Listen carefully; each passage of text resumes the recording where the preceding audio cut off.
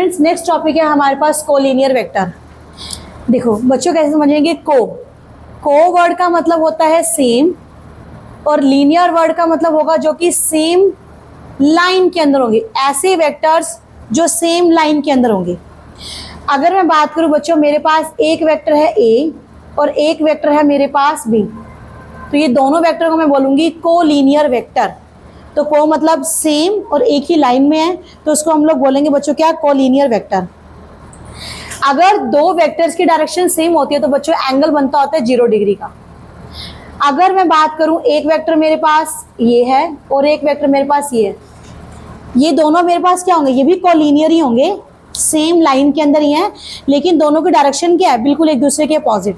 जब अपोजिट होगा तो बच्चों एंगल कितने डिग्री का बनता होता है, 180 डिग्री का। एक होता है हमारे पास पैरेलल वेक्टर। अगर मेरे पास बच्चों देखो दो वेक्टर्स हैं, ये दोनों वेक्टर्स हमारे पास क्या है, पैरेलल वेक्टर्स।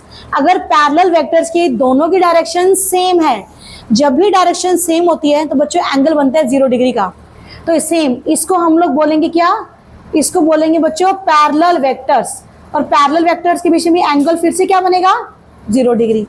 अगर मैं बोलूं यहाँ पे दो वेक्टर्स है, अब दोनों की डायरेक्शन एक दूसरे के फिर से क्या है, अपोजिट, इसको बोलूंगी बच्चों मैं एंटी पैरेलल वेक्टर्स।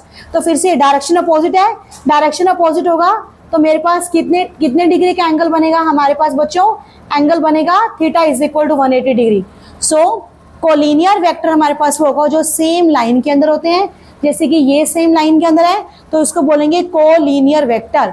और ये हमारे पास कौन से होंगे, पैरेलल वेक्टर्स, और ये हमारे पास कौन से होंगे, anti parallel vector. Parallel vectors में हमेशा एंगल बनता है 0 डिग्री का। जब भी दो वेक्टर्स जिनकी डायरेक्शन बिल्कुल सेम होती है तो एंगल बनता है 0 डिग्री का। दो वेक्टर जिनकी डायरेक्शन बिल्कुल एक दूसरे के अपोजिट होगी तो एंगल बनता है 180 डिग्री का।